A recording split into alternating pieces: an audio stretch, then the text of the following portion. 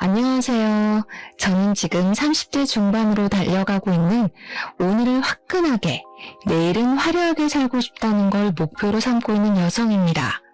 화통한 성격 때문인지 애인보다는 친구가 더 잘 어울린다는 말을 들으며 산 지도 벌써 30년이 훌쩍 넘어버렸네요. 이런 저에게 잊지 못할 한 사건이 일어나게 되었는데 정말 너무 어이도 없고 제가 왜 그 능구렁이 같은 속을 못 알아채고 홀라당 넘어갔었는지 황당하기만 합니다. 친구들에게 말을 해봐야 세상 물정 모르고 뒤통수 맞았다고 욕이나 한 번 더 얻어먹을 것 같다는 생각에 저를 아무도 모르는 이곳에 찾아와 이렇게 사연을 남겨봅니다. 제가 연애를 많이 해본 것이 아니라서 남자의 마음을 너무나도 몰랐던 게 이번 사건의 패착이라는 생각도 물론 합니다만 그래도 역시 사람을 속이는 쪽이 못된 놈 아니겠습니까? 여러분들께서는 제가 바보 같은 건지 아니면 저를 속인 그놈이 나쁜 놈인 건지 제대로 한번 이야기를 들어주시고 선택을 해주시면 감사하겠습니다. 이렇게나마 제 편을 만들었으면 하는 마음에 별의별 말을 다 털어놓네요. 그럼 서로는 여기서 줄이고 제 이야기를 풀어보겠습니다. 저는 자수공방을 운영하시는 어머니와 어머니가 운영하는 자수공방 건물을 소유하고 계신 아버지 밑에서 태어나 정서적으로나 물질적으로나 부유하게 평생을 자랐습니다. 저희 어머니께서 자수공방을 운영하신 덕분에 어릴 때부터 저도 자수를 배워서 그런지 인내심이 강하고 조용조용하며 강한 멘탈을 소유한 사람이 되었습니다. 성격면에서는 어머니를 닮았고 행동면에서는 아버지를 닮았는데 저희 아버지는 조물주 위에 계신 건물주라 그런지 행동에 거침이 없으셨습니다. 뭐 하나에 꽂히시면 무조건 직진을 하시는 성격이셨기 때문에 저도 그 면모를 닮아서 하나에 꽂히면 앞만 보고 달려가는 그런 행동적인 사람으로 자랐습니다. 집안에 부유함이 늘 있었기 때문인지 저는 항상 당당하게 제가 해야 할 일에 거침없는 사람으로 살았다고 말을 할 수 있습니다. 아무튼 저희 가족은 상당히 화목한 가정을 이루며 잘 지냈는데 원래 행복하면 그만큼의 불행의 그림자가 따라온다고 말을 하지 않겠습니까? 저희 아버지께서 갑자기 피곤하다, 몸이 힘들다, 체력이 많이 소모되는 것 같다 하셨는데 저희 아버지께서 또 운동을 상당히 좋아하셨거든요.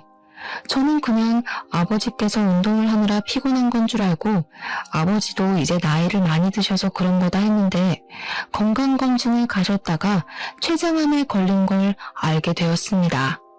췌장암이라는 게 증상도 뒤늦게 나타나는 바람에 이미 저희 아버지는 숨쓰기에는 많이 늦은 몸이 되어버렸습니다. 저희 가족은 아버지와 함께 서서히 이별을 준비하면서 아버지의 발자취를 정리하는 일을 도왔는데 처음에는 정말 믿기지 않는 현실에 많이도 울었습니다.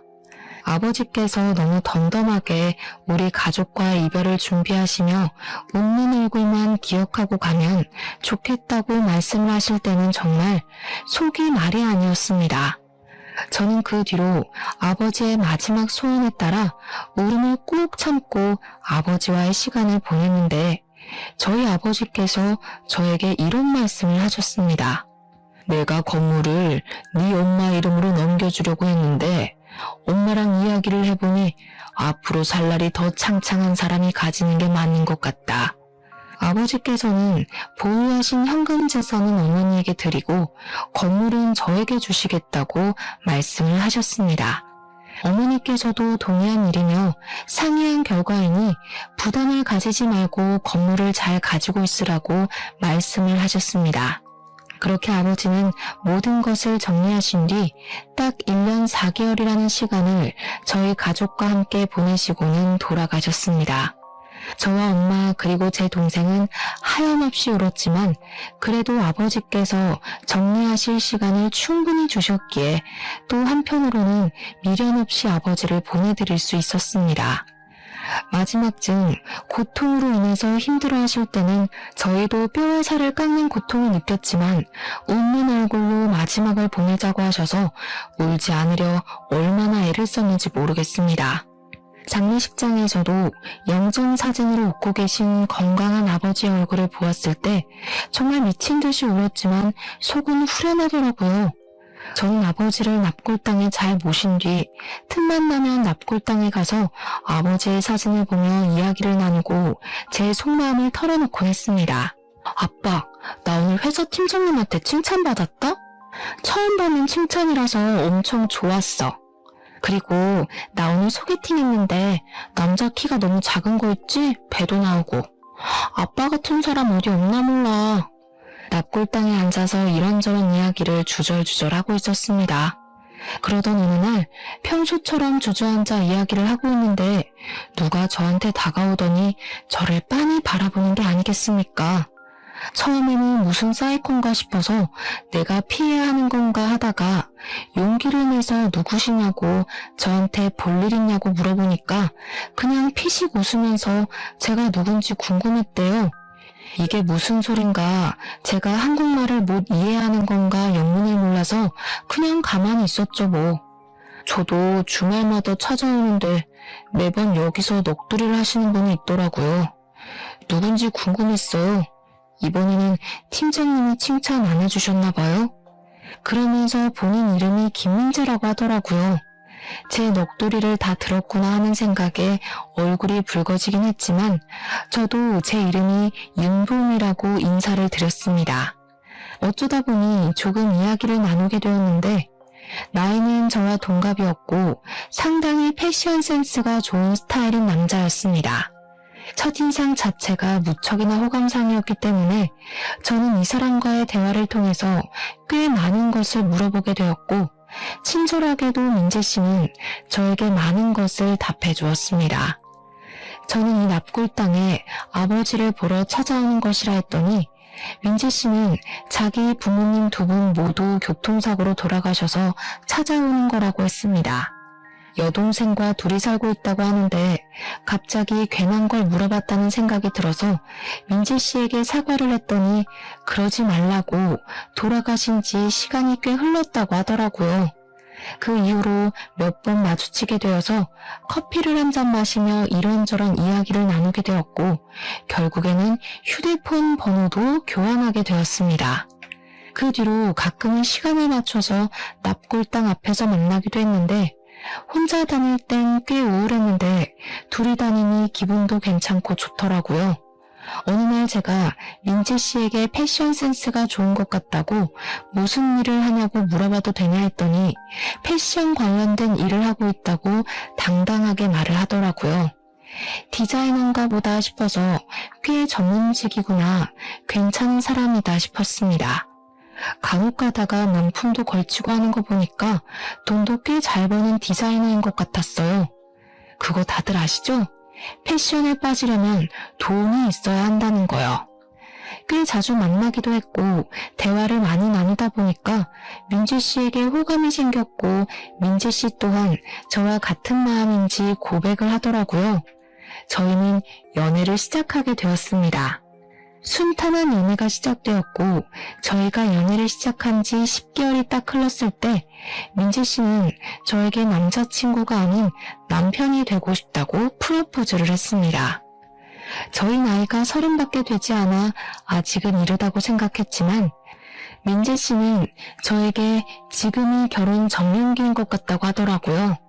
의견 차이가 있긴 했지만 부모님이 계시지 않기에 하루빨리 자기만의 가정을 꾸리고 싶었다는 민재 씨의 말이 계속 귀에 맴돌았어요. 물론 저도 남겨질 엄마와 동생이 걱정이 되긴 했지만 저희 어머니께서 저에게 좋은 사람 같으면 놓치지 말고 결혼을 하라고 하더라고요. 돈이 없는 것도 아니고 회사도 다니고 있고 건물 월세도 받고 있는데 가정을 빨리 이뤄서 정착을 하면 어머니와 동생도 안심이 되고 좋을 것 같다고요. 거기다가 어머니 친구들 중에 일찍 손주들을 보신 분들도 계신데 손주 보는 재미가 그렇게 좋다고 하더라며 어머니께서도 하루빨리 손주를 보고 싶다고 하셨습니다. 그래서 민재 씨랑 예비 신우, 어머니와 제 동생 이렇게 다섯이서 간단하게 상견례를 하고 결혼식 준비를 했습니다. 신우의 나이가 24살밖에 되지 않았는데 알고 보니 아직 취업이 되지 않아서 준비 중이라고 하더라고요. 그래서 제가 슬쩍 민재 씨에게 결혼을 하면 신우는 원래 살던 집에서 혼자 사는 거냐고 물어보게 되었죠. 혹시라도 제가 신우를 데리고 살아야 할까봐 걱정되었거든요. 민재 씨가 살짝 얼버무리면서 아무래도 결혼을 하려면 돈이 있어야 할 것 같다고 집을 팔아서 신혼 원룸을 하나 얻어주고 남은 돈으로 집을 구해야 할 것 같다고 하더라고요. 어차피 자기네 집이나 우리 집이나 형편은 비슷하지 않아? 저는 민재 씨에게 끝까지 건물을 가지고 있다는 말을 하지 않았습니다. 그게 아버지의 신신당부이기도 했으니까요. 민재 씨 눈에는 저희 집이 자수공방을 하는 거랑 제가 회사 다니는 거 말고는 뭐가 없으니 본인 집과 형편이 비슷하다고 생각한 것 같았습니다. 민재 씨의 고민의 흔적이 보이는 부분이라 알겠다고 하고 신우가 살 원룸을 하나 얻어주고 민재 씨 돈에 제 돈을 합쳐서 꽤 괜찮은 빌라를 하나 얻었습니다. 결혼식을 올린 뒤 행복한 신혼생활이 시작될 거라 상상했고 제가 외로운 민재 씨의 든든한 가족이 되어주겠다고 다짐을 했습니다. 하지만 이 모든 것이 상상뿐이었다는 것을 금방 깨닫게 되었습니다. 결혼을 한 이후에 남편이 패션업에서 종사를 한다고 했던 그 직장이 동대문에서 옷가게 직원으로 일을 하고 있었다는 말이었다는 걸 알게 되었습니다.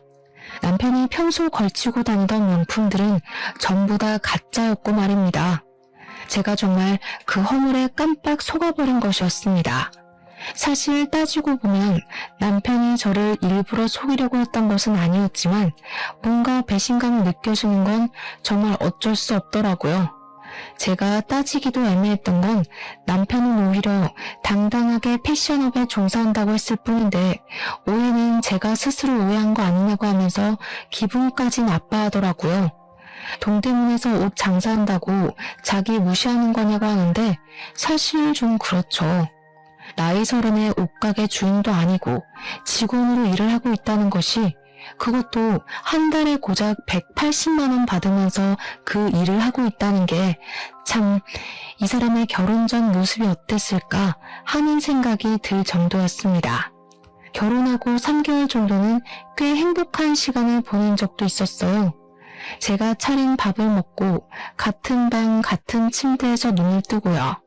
그러던 어느 날 갑자기 신우가 신혼집에 한번 놀러 오더니 집이 너무 좋다고 이런 집에서 살고 싶다고 저에게 은근 말을 걸더라고요. 지금 사는 원룸도 엄청나게 저렴한 반지하 원룸이라서 보안도 취약하고 별로라며 조금 무섭다는 식으로 말을 했습니다. 계속 저 들으라는 듯이 와 나도 이렇게 햇볕 드는 집에서 먹고 자고 하면 너무 좋겠다 하는데 불편함이 느껴지더라고요. 저는 신우에게 그냥 대놓고 신우도 취직하면 볕 드는 집으로 이사가라고 애둘러서 같이 사는 건 죽어도 싫다는 표현을 전했습니다. 신우는 그 뒤로 마치 작정을 한 사람처럼 굴었는데 자꾸 저희 집을 찾아와서 집안 살림을 하나도 건드리기 시작했습니다. 저희 부부가 혼수를 준비할 때 세탁기랑 건조기는 좋은 걸로 구매를 했는데 신우가 자꾸 세탁물을 들고 집으로 찾아오는 게 아니겠습니까? 저는 진짜 어이가 없었던 게 차라리 버스를 타고 왔다 갔다 할 돈이면 그냥 코인 세탁방 같은 데에 가서 세탁을 하는 게 더 낫겠다 싶었거든요. 그 무거운 걸 다 들고 와서 세탁기랑 건조기를 돌리고 가는데 어이가 없더라고요. 거기다가 자기네 집에는 욕조가 없다면서 자꾸 저희 집에서 반신욕을 하는 겁니다. 친구 집도 아니고 오빠 부부 집이면 욕실을 쓰고 정리라도 해야 하는데 신우의 긴 머리카락을 사방팔방 다 흘리고 다니질 않나.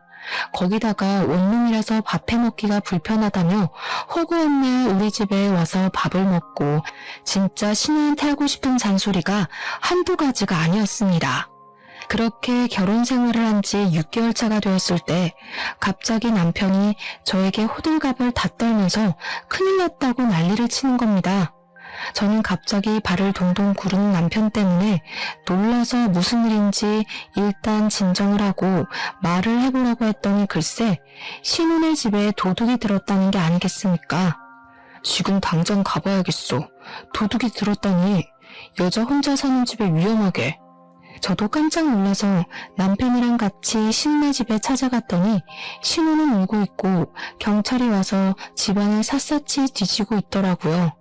저는 정말 깜짝 놀라서 신우에게 뭐 없어진 건 없냐고, 다친 데도 없는 거 맞냐고 이것저것 물어봤는데 신우는 고개만 도리도리 젓고 모르겠다고 울고만 있었습니다. 신우가 나이도 어린데 여자 혼자 사는 집에 도둑이 들었으니 얼마나 놀랐겠습니까?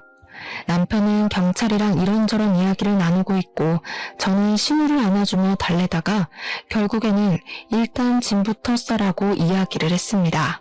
신우가 멀뚱멀뚱 있길래 제가 신우 집에서 대충 캐리어를 잡아들고 당장 급한 짐부터 싸라고 닥달을 했죠. 난장판이 된 집에서, 그것도 방금 도둑이 들어왔던 반지하 원룸에서 신우를 다시 내버려 두고 집에 간다는 것 자체가 말이 안 되는 일 아니겠습니까? 신우한테 일단 집이 정리가 되고 도둑이 잡힐 때까지만이라도 우리 집에서 지내는 게 좋겠다고 이야기를 하니까 신우가 울먹이면서 고개를 끄덕였습니다. 도둑이 잡히지도 않은 상황에 그 집에서 또 어떤 봉변을 당할 줄 알고 신우를 혼자 둘 수 있겠어요. 저로서는 최선을 다한 방법이었습니다. 그날 이후로 신우와의 불편한 동거가 시작이 되었는데 막상 집에 들이니까 후회가 아주 막심하게 들긴 했습니다. 이 계집애가 합법적으로 우리 집에 들어와 같이 살기 시작한 이후로 욕실에서 씻고 제 샤워 가운을 말도 없이 입고 나오지를 않나 쓰레기도 아무데나 막 버리더라고요. 분리수거를 모르는 사람인 것처럼 플라스틱이며 비닐이며 아무데나 막 버리고 제일 중요한 음식물 쓰레기를 버리지 않아서 수채구멍에 쌓아두는 겁니다. 신우에게 잔소리도 해보고 버리는 방법을 알려주었지만 돌아오는 말은 언니가 대신해주면 안 돼요? 였습니다. 제가 무슨 부모도 부모도 아닌데 말입니다. 서서히 스트레스가 쌓여가고 신우와 같이 사는 일에 힘듦을 느끼고 있던 어느 날 남편에게 슬쩍 신우에 대한 이야기를 꺼냈습니다. 이제 어느 정도 정리도 다 됐을 것 같은데 신우는 집에 안 돌아간대? 어떻게 도둑이 든 집에 보낼 수가 있겠어. 도둑이 잡혔다는 소식도 못 들었는데 자기 일 아니라고 너무 매정하게 구는 거 아니야? 남편이 인상을 팍팍 쓰면서 이야기를 하는데 솔직히 저도 그 말을 쉽게 꺼낸 것은 아니었습니다. 제 일이었다면 저는 눈치를 보면서 신혼부부 살림을 도우며 살았을 거라 장담할 수 있어요. 거기다가 신우는 빨래도 안 해, 청소도 안 해, 밥도 안 해. 우리 부부가 맞벌이 부부임에도 불구하고 신우는 취업 준비한다고 집에서 놀고 먹는데 집안일까지 어지르기만 하니까 화가 날 수밖에 없는 상황이지 않겠습니까? 신우가 취업이 안 되니까 돈이 없다면서 당당하게 용돈을 좀 달라고 요구하기까지 하는데 저는 이 불편함을 감수하고 집에 들어가야 하는 게 너무 짜증이 났습니다. 솔직히 말하면 신혼부부임에도 불구하고 퇴근을 해서 집에 돌아가는 그 시간이 제일 싫을 정도였습니다. 그렇게 2주일이라는 시간이 더 흘렀는데 어떻게 된 게 경찰이 이렇다 저렇다 할 수사 내용을 전혀 알려주지 않는 겁니다.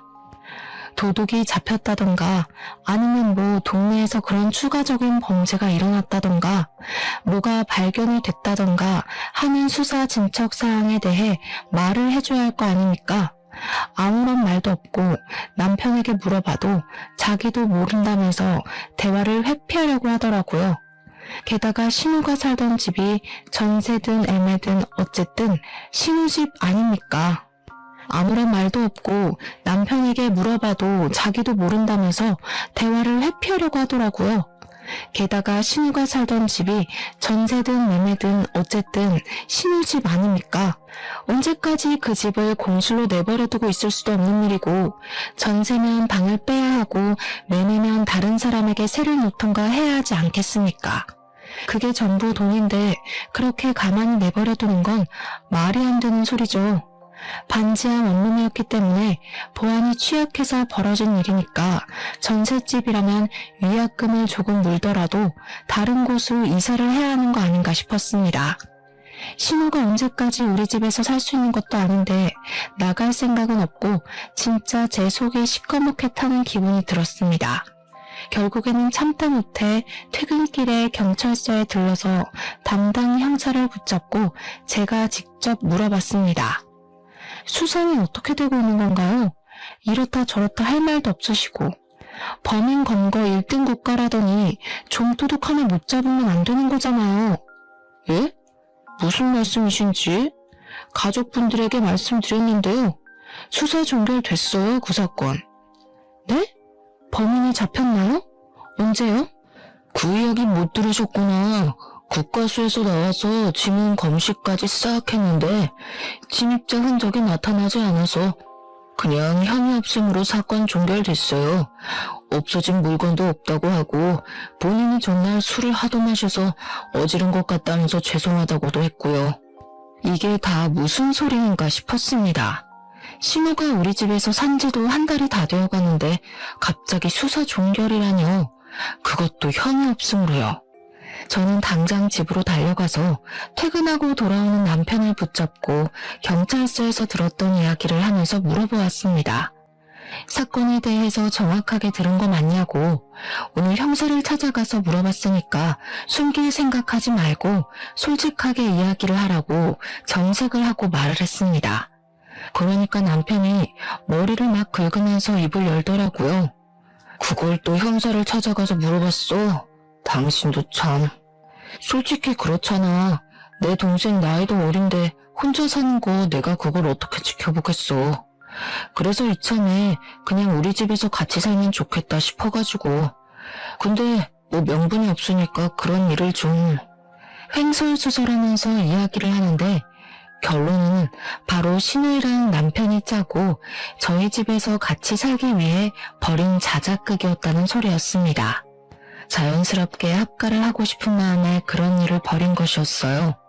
심지어 직접 경찰에 신고까지 하면서 말입니다.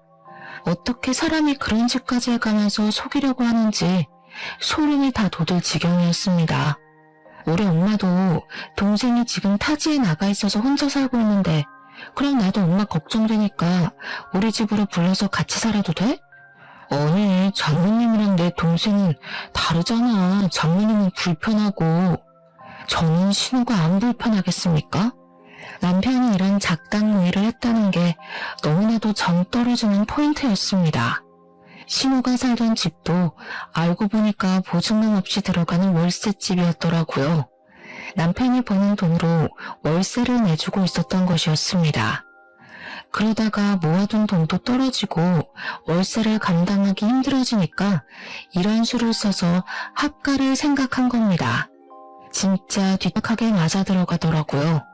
그렇게 쫓아내지도 못하고 완벽하게 합의가 되지도 못한 동거가 시작이 되었는데 제가 신우한테 직접적으로 불편하다, 나가달라는 소리를 안 해서 그런 건지 신우가 너무 뻔뻔하게 저희 집에 늘어붙어서는 말도 안 되는 요구를 막 하기 시작하더라고요. 언니 화장품 좀 써도 되지? 어차피 언니랑 나랑 비슷비슷한 색이 어울리니까 언니 것 좀 쓸게. 그리고 나 옷 좀 빌려주면 안 돼? 나 이번에 좋은 데 가야 하는데 언니 옷이 비싸고 좋은 게 많더라. 언니 돈 잘 버나 봐? 그런 식으로 제 물건을 마치 지 물건처럼 쓰고 다니는데 안 된다 해도 몰래 쓰고 있더라고요. 그러다가 선을 제대로 넘는 사건이 발생하게 되었습니다. 제가 20살이 되었을 때 우리 아버지께서 저에게 대학생이 되었으니까 명품 하나쯤은 있어도 좋을 거라면서 비싼 클래식 라인으로 나와서 지금은 웃돈을 주고도 구입하기 어려운 명품 가방입니다. 다른 것도 아니고 저의 돌아가신 아버지께서 20살 기념 첫 선물로 사주신 가방이었으니 저에게 의미가 남다른 물건이기도 했고요. 제가 그 가방만큼은 정말 신주단지 모시듯이 아끼고 보살피고 있었는데 이 정신나간 신일년이 저한테 말도 없이 그 가방을 들고 나가서 스크래치를 내온 겁니다. 언니, 내가 이 가방 들고 나갔다가 술 먹고 떨어뜨렸는데 가죽에 흠이 생겼어. 미안해. 아니 근데 무슨 명품이 이렇게 약해? 이거 짭 아니야? 그 순간 너무너무 열이 받아서 신우의 뺨을 그냥 갈겨버렸습니다. 얼마나 세게 쳤는지 제 손바닥이 얼얼할 정도로 신우의 뺨을 갈겼고 신우는 울지도 못하고 입을 떡 벌린 채로 저를 보더라고요. 이 가방이 어떤 가방인데 내 허락도 없이 마음대로 쓰고 스크래치를 내와? 나한테 물어봤으면 절대로 못 들고 나가게 했을 거야, 알아? 당장 내 집에서 나가. 지금 내 뺨 때려놓고 소리까지 지르는 거야? 나 태어나서 뺨 맞아보는 거 처음이야. 언니가 사과하면 용서해줄게. 사과해. 내가 너한테 왜 사과를 해야 하니? 내 소중한 추억이 담긴 물건을 망가뜨려 왔는데 네가 지금 무릎 꿇고 빌어도 받아줄까 말까 하거든? 저는 바로 남편에게 전화를 걸어서 당장이라도 신우를 쫓아내지 않으면 이혼을 하겠다고 큰 소리를 떵떵 쳤습니다. 남편이 집으로 돌아와서는 사태의 심각성을 깨달은 건지 저를 설득하려고 아주 난리를 치더라고요. 신우를 내쫓겠다. 근데 당장 돈도 없고 집도 못 구하는 처지 아니냐고요. 저에게 며칠만 시간을 주면 고시원이라도 찾아서 내보내겠다고 신신당부를 하길래 일단 알겠다고 대꾸는 했는데 그럴 리가 있겠습니까? 일주일이 지나고 2주일이 지나고 그냥 시간이 흘러서 제가 포기를 하거나 신우를 용서할 때까지 버티는 느낌을 팍팍 받았습니다. 남편도 제 눈치만 슬슬 보면서 날이 추워서 지금 집 나가면 고생할 게 뻔한데 이런 소리나 하고 있고요. 아, 이 연놈들이 반성이 없구나. 저를 그냥 호구로만 생각하는구나. 이런 식으로 영영 누르붙을 준비를 하고 있구나 하는 생각이 들기 시작하면서 그 두 남매를 보고 싶지 않아졌습니다. 꼴도 보기 싫어서 가끔 친정집에 와서 잠을 자고 가곤 했는데 어머니께 이런 이야기를 전부했더니 어머니께서 한숨을 푹푹 쉬면서 어쩐지 하시더라고요. 왜? 엄마도 뭐 느낀 거 있어? 아니면 내 남편이 엄마한테 뭐라고 했어? 아니, 우리 딸 결혼하고 얼마 지나지 않아서부터 자꾸 너희 아빠가 꿈에 나오는 거야. 너네 아빠가 엄마 보고 사람 보는 눈이 그리 없어서야 되겠냐고 어찌나 잔소리를 하던지. 처음에는 무슨 이런 개꿈이 다 있나 싶었는데 살면서 제 이야기를 전해 들으며 아버지께서 어머니에게 이 결혼을 시키지 말라고 말렸던 행동이었다는 걸 알게 되었다고 하셨습니다. 저에게 계속 어머니는 한숨을 쉬며 본인이 사람 보는 눈이 없어서 이 사달이 난 것 같다고 이혼을 하려면 애가 들어서기 전에 빨리 하라고 하시더라고요. 이런 건 참고 살아봐야 병만 키우는 일이라고 하시면서 행동력 있는 우리 딸을 믿는다고 결단력 있게 행동하라고 조언을 해주셨습니다. 저는 어머니까지 저의 편이라는 것을 깨닫고 마음이 든든해진 덕분에 제대로 이혼을 결심하게 되었습니다. 혼자 곰곰이 생각을 해보니까 집은 나름 남편이 돈을 보탠 부분이 있으니까 정리해서 반 갈라주면 되겠구나 싶었습니다. 가전제품들이야 중고로 팔아치우면 돈이 꽤 될 것 같다고 생각하면서 중고 시세를 알아보며 저 혼자만의 정리를 시작하게 되었습니다. 그런데 제가 이런 고민을 한답시고 남편과 신우에게 신경을 전혀 쓰지 않아 집안 분위기가 잠잠해지니 이 인간들이 또 슬며시 길을 펴고 행동을 하는 것이 아니겠습니까? 제가 이제는 합가하는 부분을 포기하고 자기들을 용서했다고 생각을 하는 건지 뭔지 진짜 그 뻔뻔한 행동에 기가 다 막히더라고요. 그러다가 결정적인 사건이 터졌는데 제가 원래는 세금 고지서를 어머니의 자수공방으로 받게 주소를 설정해 두었습니다. 건물을 가지고 있다는 걸 남편이나 신우는 전혀 몰랐기 때문에 일부러 들키지 않으려고 그렇게 해뒀었는데 제가 실수를 하나 하고 말았습니다. 다른 세금 고지서를 집 주소로 받아오면서 재산세와 종부세 고지서까지 집으로 날아오게 되어버린 것이었습니다. 신우랑 남편이 우편함에 꽂힌 세금 고지서를 보고 저에게 건물이 있다는 사실을 알게 된 것입니다. 언니, 이거 뭐야? 언니 건물 있어? 왜 말 안 했어? 내가 인터넷 찾아보니까 이거 건물 있으면 나오는 거라는데? 언니 건물주야? 뭐야, 그동안 건물식이나 있는 사람이 우리한테 이렇게 박하게 군 거야? 아니 그러면 집은 왜 반반 나눈 건데? 있는 사람이 더 내야지. 언니, 나 진짜 서운하네.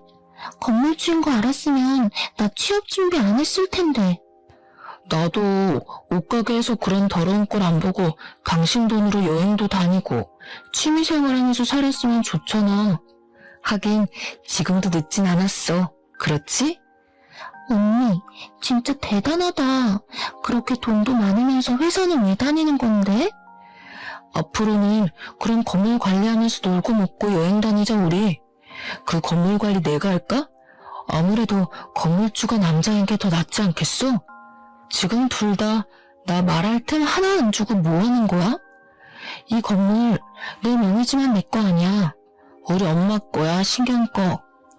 당신 이름으로 세금을 내고 있는데 당신 거지 어떻게 장모님 거야? 그냥 자기 거 하자. 월세 얼마씩 들어오는데? 나한테 안 들어온다고.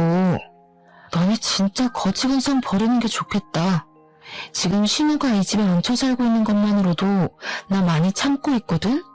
내 건물이라고 쳐도 너희 남매에게 돌아가는 이득은 없을 테니 그냥 신경 끄고 살아. 그런 법이 어디 있어? 우리 부부 아니야? 부부 사이에 너 돈 내 돈 따지고 드는 거야? 언니, 내가 집 나갈게. 오빠랑 싸우지 마. 근데 나 평소에 카페 하나 차리고 싶었었는데 언니네 건물에 카페 하나만 차려주면 안 돼? 커피를 만들 줄은 알고? 카페는 아무나 하는 줄 아나. 나도 마누라 덕 좀 보자. 우리 동생 카페 하나 내주고 나도 건물 관리 시켜주고. 와, 널 만난 건 진짜 내 인생의 행운이다. 우리 부모님 보러 납골당에 가길 잘했어. 우리 부모님이 너 만나게 해주신 거 아니야? 나는 꿈에 우리 아빠가 와서 말렸는데 너 만나지 말라고. 뭐? 지금 그게 내 앞에서 할 말이야? 진짜 사람 기분 나쁘게 자꾸 그런 식으로 나올래? 이번 말은 좀 심했다. 그러니까 카페 하나 차려줘. 우리 건물에 들어오려면 돈 많아야 되는데. 언니, 가족 좋다는 게 뭐야. 나 모아둔 돈 하나도 없는 거 알잖아. 돈 벌면 그때 월세 낼게. 응? 그래? 그러면 내 동생이 지방에서 사느라 차가 한 대 필요하다고 하던데. 내 동생한테 외제차 한 대 뽑아주면 내가 생각해볼게. 우리가 그럴 돈이 어디 있어. 없으면 대출이라도 받던지. 그렇게라도 해야 나도 손해는 덜 보는 게 아니겠어? 거기 보증금은 몇 억인짜리야.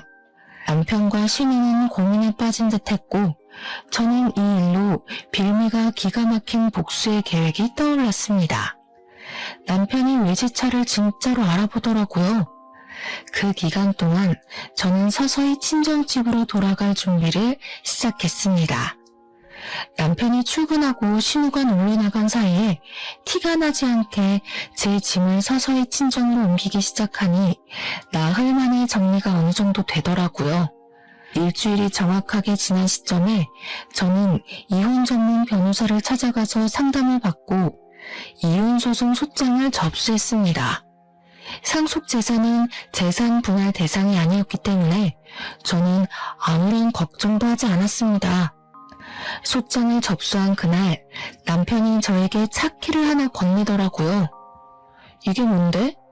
네 동생 차 사달라며. 나름 외제차로 빚까지 내서 번쩍한 거 뽑아왔으니까 이제 카페 자리 보러 가자. 남편이 진짜 빚까지 내서 차를 뽑아올 줄 몰랐는데 이보다 더 완벽한 복수가 있을까 싶었습니다. 제 건물 2층에 공실이 하나 있었는데 저는 그곳에서 복수를 하기 위한 만발의 준비를 시작했습니다. 문을 열고 들어오면 음식물 쓰레기부터 시작해서 각종 오물이 담겨있는 봉투가 떨어질 수 있게 천장에 매달아 놨습니다. 신우랑 남편이 문을 열고 신나서 들어오면 그 오물들을 정통으로 맞을 수 있게 말입니다. 그리고 그 모습을 전부 SNS 라이브 방송을 통해 공개를 하기로 마음을 먹었습니다. 인터넷에 박제가 되면 아주 꼴이 좋지 않겠습니까? 저는 일주일이 더 지나고 이혼 소장이 접수된 서류를 들고 제 건물 2층에서 남편과 신우를 기다렸습니다. 동영상을 찍어 올릴 준비까지 다 마친 다음 신우와 남편이 불렀고 둘 다 신이 나서 복도를 건너오는 소리가 들렸습니다. 우와, 건물 때깔 죽인다. 이 건물 진짜 몇백억 하겠는데? 새언니 덕분에 카페 사장도 되고 너무 신난다. 친구들한테 자랑 다 해둔 거 알지? 나 명품백도 하나 질렀잖아, 카드로. 저를 발견한 신우와 남편이 앞다투어 문을 열었고 그 순간 천장에 매달려있던 오물봉투가 그 둘을 덮쳤습니다. 우와, 이게 무슨 냄새야? 이게 뭐야? 신우와 남편이 오물을 된통 뒤집어 썼고 더러운 꼴을 하고 소리를 지르는 남편에게 이혼 소송장을 건넸습니다. 마음 같아서는 뺨이라도 한 대 더 치고 싶었지만 너무 더럽고 냄새가 나서 근처에 가고 싶은 마음도 사라지더라고요. 이혼해 우리. 나 솔직히 당신네들 같은 거지들이랑 더 이상 못 살겠어. 그 냄새가 딱 어울려 너네는. 이게 뭐하는 짓이야? 어? 장모님도 알아? 네가 이렇게 사이콘지? 우리 엄마가 날 낳았는데 왜 모르겠어? 그리고 어디서 우리 엄마를 감히 입에 올리고 난리야? 언니, 이런 꼴을 만들어 놓고 이혼이 가당키나 해요? 웃겨 진짜. 재산 분할인지 뭔지 그거에서 돈 받아낼 거야. 하나는 알고 둘은 모르는 멍청이야. 상속재산은 재산 분할 대상에 안 들어가거든? 너의 몫은 지금 신혼집 자금 50% 그거밖에 없다는 소리야. 뭐? 야, 그래도 지금이라도 사과하면 내가 용서해 줄게. 저는 어이가 없어서 깔깔거리면서 웃다가 남편의 정강이를 발로 그냥 확 차버렸습니다. 차키를 남편 앞에서 살랑살랑 흔들면서 약을 올리니 남편이 저한테 달려들어서 차키를 빼앗으려고 드는데 냄새가 절로 나니까 저도 모르게 피하게 되더라고요. 제가 또 학창시절에 운동으로는 빠지지 않았던 사람이었기 때문에 남편이 음식물 쓰레기를 뒤집어 써서 앞이 잘 안 보여 허우적거리는 동안 요리조리 피했습니다. 나중에 약이 바짝 오른 남편과 신우가 결국에는 저를 잡기를 포기하고 말로 해결을 하려고 자기들한테 유리한 말을 막 뱉더라고요. 차키 내놔. 그거 다 빚내서 산 거야. 내가 이런 꼴 당하려고 그 비싼 차를 빚까지 내서 산 줄 알아? 어? 언니, 나 이 가방도 카드 할부로 긁은 거라 다음 달부터 돈 나가야 하는데 가방값이라도 주면 안 돼? 너희들이 눈이 멀어서 한 행동인데 그걸 왜 나한테 책임지라고 하는 거야? 지금이라도 우리한테 잘못했다고 빌어. 그러면 우리도 넘어가 준다니까? 너같이 아무것도 없고 허세만 가득한 새끼를 사랑한다고 감싸줬던 내가 병신이었어. 내가 사과할 일이 뭐가 있어? 그동안 나한테 한 짓을 생각해봐. 너희 남매가 그동안 나한테 빌붙었던 거, 온갖 거짓말로 날 속였던 거 생각하면 음식물 쓰레기도 아까워. 알아? 우리는 운명으로 만난 거잖아. 우리 부모님 장인어른이 납골당해서 우리를 이어준 거라니까? 개소리 하네 진짜. 우리 아빠가 귀신 돼서 나타났다니까 너랑 헤어지라고? 집은 부동산에 이미 내놨으니까 정확하게 반반 정리하자고. 아, 혼수는 전부 내 돈으로 했던 거 기억하지? 그래서 그거 전부 중고나라에 올려놨어. 내 물건이니까 소유권도 나한테 있는 거 알지? 건드리기만 해봐. 그제야 제가 한 모든 이야기가 진짜라는 것을 깨달은 건지 뭔지 남편이랑 신우가 그 짓꼴을 하고서는 제 앞에 무릎을 꿇고 빌기 시작했습니다. 우리 부모님을 들먹이면서 당당하게 굴 때는 문제고 제가 진심으로 이혼을 말하고 집도 부동산에 내놨다고 하니까 쫄리기 시작했는지 갑자기 저 자세로 나오더라고요. 제가 없으면 세상에 사는 의미가 없다. 저를 진심으로 사랑하고 이제는 한 가족인데 어딜 떠나라고 하냐면서 말도 안 되는 말을 뱉더라고요.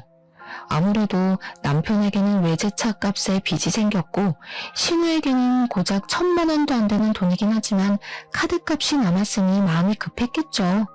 저는 이미 남편이 제 명의로 사둔 차의 키를 빙빙 돌리면서 끝까지 나약하고 허세있고 찌질한 그들의 모습을 마음껏 비웃어 주었습니다.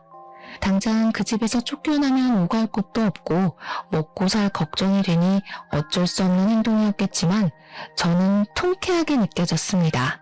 제가 씨알도 안 먹힌다는 표정으로 아무 소리도 하지 않으니 남편이랑 신우가 바짝 엎드려서 잘못했다고 빌었습니다. 언니, 내가 그동안 서운하게 했으면 진짜 미안해. 내가 잘못했어, 응? 나 이제 앞길이 창창해질 것 같은데 한 번만 봐주면 안 돼? 내가 카페 성공시켜서 언니한테 돈 다 갚고 효도도 하고, 응? 내가 진짜 잘할게, 언니. 제발 나 한 번만 살려줘. 나 이 가방 1,000만 원짜리란 말이야. 내가 돈이 어디 있어서 이 가방 값을 내겠어. 나도 그 외제차 8,000만 원이나 주고 산 차란 말이야. 대출도 제대로 안 나와서 제 3금융 캐피털도 세 군데에서나 빚내서 산 거야. 제발 지금 당신이 모른 척하면 우리 평생 빚쟁이한테 쫓겨다니면서 살아야 한다니까. 까지 말로만 잘못했다고 말을 하고 제 건물에 기대서 편하게 살고 싶다는 말을 돌려하는 그들에게 저는 마지막 인내심까지 사라지게 되었습니다. 말하는 꼬락서니를 들어보니 이것도 아주 잠깐이고 제가 받아주기라도 하면 건물 명의부터 돌려달라고 할 뻔뻔한 연놈들이었습니다. 주먹이 불끈 쥐어졌지만 영상에 다 찍히고 있는 중이었기 때문에 꾹 참고 참았습니다. 혹시라도 폭행 신고가 들어가면 안 되니까요. 이들의 이 뻔뻔한 작태는 전국에 퍼질 거고 이혼 소송도 제 편에서 마무리되길 바라고 있었기 때문에 부모님 생각을 하면서 버텼습니다. 대신 신우가 메고 온 그 1,000만 원에 가깝다는 미니백에 남은 음식물 쓰레기를 탈탈 털어 넣어 주었습니다. 신우가 경악을 하면서 소리를 빽 질렀지만 저는 아랑곳하지 않았죠. 신우는 부들부들 떨면서 가방 내피를 닦아내려고 애를 쓰더라고요. 아유, 진짜 너는 이 음식물 쓰레기가 아까워. 재활용도 안 되는 쓰레기들이잖아. 안 그래? 난 너네 같은 남 재산 등쳐먹는 인간들이 제일 싫더라. 저는 휴대폰에서 라이브로 준비된 영상을 끄면서 그들에게 나중에 인터넷 살펴보라고 아주 재미난 꼴 실컷 볼 수 있을 거라고 친절하게 설명을 해주었습니다. 그리고 저는 뒤도 돌아보지 않고 친정으로 떠났고 부동산에 매매했던 집은 나름 위치가 좋았던 빌라라서 그런지 빠르게 매매가 진행되었습니다. 남편과 만나야 하는 상황이 생길까봐 대리인을 통해서 진행을 했고 돈을 받자마자 남편의 통장에 반을 붙여주었습니다. 솔직히 말하면 그 반도 주고 싶지 않긴 했지만 괜히 그랬다가 소송 전에 휘말리면 피곤하니까 정확하게 반반 나누었습니다. 가전은 대부분 중고가로 팔아치웠습니다. 제가 행동력 하나는 끝내주니까 저희 어머니께서도 혀를 내두르시더라고요. 제가 친정에서 지내는 동안 남편과 신우는 살려달라며 저희 친정을 매일같이 두드렸지만 저는 문을 절대 열어주지 않았습니다. 어차피 끝난 마당에 그들의 억울한 이야기를 들어서 어디다 쓰겠습니까? 하지만 남편과 신우는 끝까지 저희를 귀찮게 하더라고요. 저희 어머니의 자수공방까지 찾아가서 행패를 부려 결국에는 경찰까지 불렀다고 하더라고요. 그 뒤로 유능한 변호사님의 빠른 진행으로 돈 한 푼 손해보지 않고 이혼 소송까지 마무리 지었습니다. 마지막 재판 선고일에 남편과 신우가 엉엉 울면서 잘못했다고 비는데 꼴이 진짜 우습더군요. 이혼을 한 지 5개월이 더 지난 지금 저는 여전히 성실하게 회사를 다니고 있는 중이고 자꾸 찾아오는 전 남편과 신우는 접근 금지 명령을 받게 조치를 취했습니다. 간간히 들려오는 소식에 의하면 둘 다 빚쟁이들에게 쫓겨다니고 있다고 하더라고요. 저는 일부러 남편에게 받은 외제차를 동생에게 선물로 주었고 제 동생은 그 차를 아주 잘 끌고 다니고 있습니다. 꿈의 아버지가 그 뒤로 나오지 않아 보고 싶고 죄송스럽기도 하고 그러네요. 아, 그 연놈들을 혹시라도 마주칠까 납골당도 다른 곳으로 옮겨버렸습니다. 아버지께서 저를 지켜주고 있을 거라 믿어 의심치 않기에 저는 오늘도 내일을 향해 달려갑니다. 여러분들에게도 항상 좋은 일만 가득하시길 바라면서 저의 사이다 사연은 여기서 마무리하겠습니다.